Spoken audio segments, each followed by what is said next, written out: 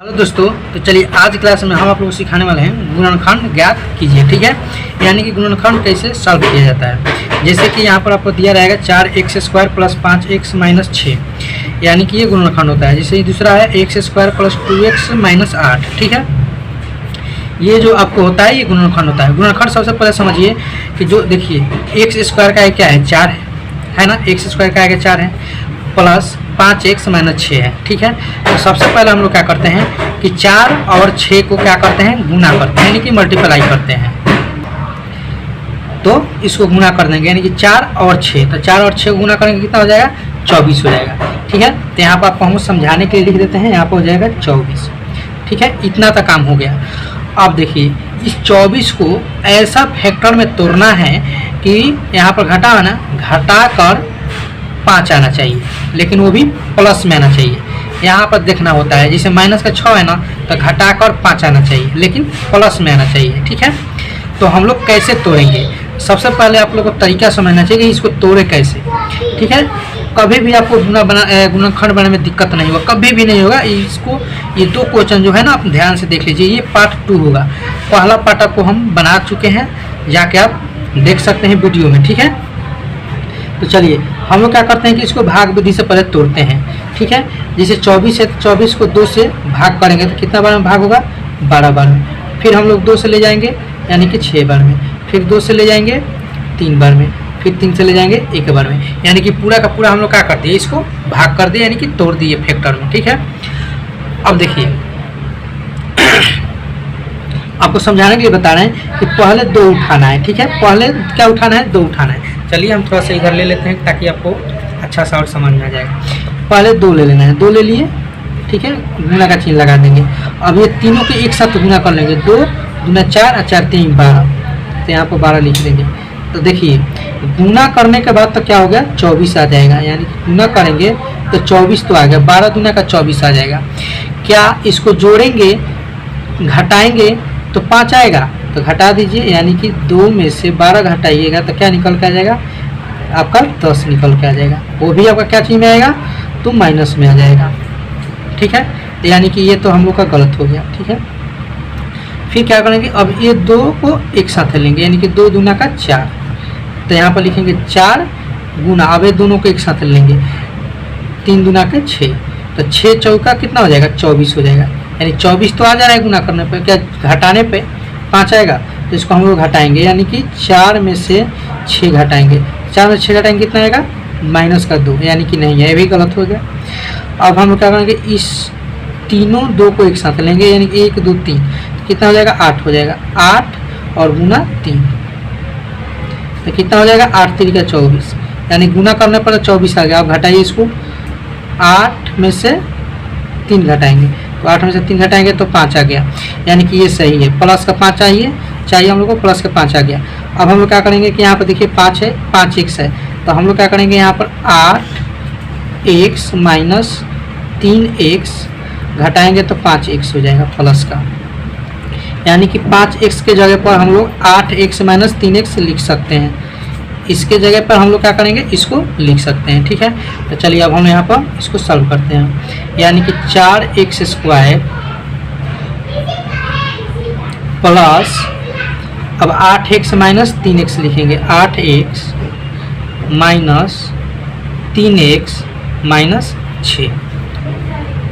ठीक है, ये हम लोग इतना लिख लिया। अब इसको हम लोग क्या करेंगे सबको अभाज्य फैक्टर में तोड़ेंगे, यानी कि सबको एकदम छोटा छोटा पार्ट में तोड़ेंगे ताकि और अच्छा से आप लोग को समझ में आ जाएगा। चलिए अब देखिए 4 को तोड़ेंगे तो 4 को समझिए कैसे तोड़ेंगे। जैसे मान लीजिए कि कहीं पे x² है तो इसको हम लोग x गुना x लिख सकते हैं, x के पावर q है तो x गुना x लिख सकते हैं। उसी तरह से 2 को तोड़ेंगे, समझिए 4 को तोड़ना है तो 4 को ऐसे तोड़ देंगे, 2 दूना का 4 और 2 एकम 2, यानी टूट गया 2 2 में, तो यहाँ पर हम लिखेंगे 2 गुने 2। x² है तो x² के यहाँ पर अभी बताए हैं, x² क्या x गुने x में तोड़ देंगे, x गुने x।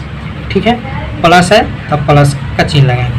8 को तोड़ेंगे तो 8 को कैसे तोड़िए, तो यहाँ पर 8 2 दूना का 4, 2 दूना 2 चौका 8, 2 दूना 4 और 2 एकम 2, यानी कि 8 को तोड़े तो 3 को 2 आया, तो यहाँ पर हम लिखेंगे 2 गुने 2 गुने 2 आई गुना x है। यहाँ पर समझिए 8 और x के बीच में कोई भी चिन्ह ना होता है ना, तो गुना का चिन्ह होता है। जैसे यहाँ पर 4 और x स्क्वायर के बीच में, यानी 4 और x के बीच में कोई चिन्ह है नहीं है, तो गुना का चिन्ह होता है। तो इतना समझिएगा कि अगर ना हो कोई भी चिन्ह तो यहाँ पर गुना का चिन्ह होता है।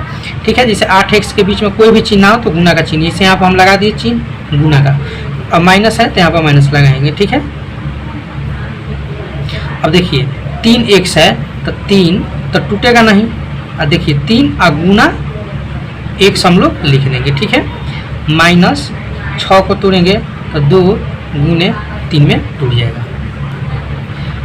तो 2 गुने 3 में टूट गया। अब हम लोग क्या करेंगे, इसमें से कॉमन लेंगे। कॉमन का मतलब समझिए कि जो दोनों में एक समान है। ठीक है, जैसे आप लोगों को हम समझाते हैं। जैसे यहाँ पर है, इसको एक साथ ले लेंगे, इसको एक साथ लेंगे, और इसको एक साथ, और इसको एक साथ, क्योंकि देखिए 1 2 3 4 टर्म है। तो यहाँ पर देखिए 1 2 3 4 टर्म हो गया। तो पहले हम लोग एक टर्म और 2 टर्म, यानी कि इसमें और इसमें से कॉमन देखेंगे। कॉमन का मतलब क्या होता है कि दोनों में उस संख्या हो। जैसे यहाँ पर 2 है तो यहाँ पर भी 2 है, यहाँ पर 2 है, यहाँ पर 2 है, लेकिन यहाँ पर x है तो यहाँ पर एगो x है, और इसमें तो यहाँ पर समझिए 2 को 2 इसमें है, 2 को 2 इसमें भी है, लेकिन इसमें 3 को 3 है तो इसमें 3 को 3 है। तो हम लोग क्या करेंगे, जो जो मिलेगा उसी को कॉमन ले लेंगे, यानी बाहर निकालेंगे। देखिए 1 तो 2 को बाहर, फिर यहाँ पर 2 है और यहाँ पर 2 है तो इसको भी बाहर ले लेंगे।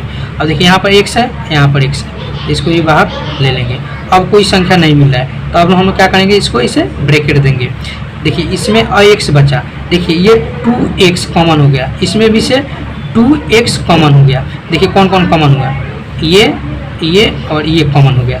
इसमें भी कॉमन आपका क्या हो गया, ये और ये कॉमन हो गया, और ये कॉमन हो गया।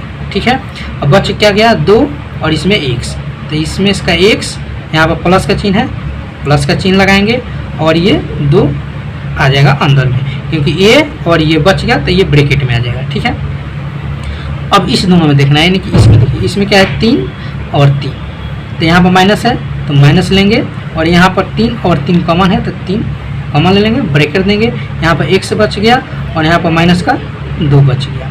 ठीक है, अब यहाँ पर समझने वाला बात क्या है आप लोगों को कि देखिए इसमें यानी ब्रैकेट में दोनों तरफ सेम होना चाहिए, यानी कि x + 2 है तो यहाँ पर भी आपका x + 2 होना चाहिए। तो इसको हम लोग क्या करेंगे, प्लस कर देंगे, दोनों बराबर हो गए। ठीक है, अब हम लोग क्या करेंगे, इसको गुना करके लिख लेंगे। तो पहले आप इसको लिख लीजिए x + 2, इसको गुना करिएगा तो 2 में 4 और कितना होगा 4x हो जाएगा, 4x - 3।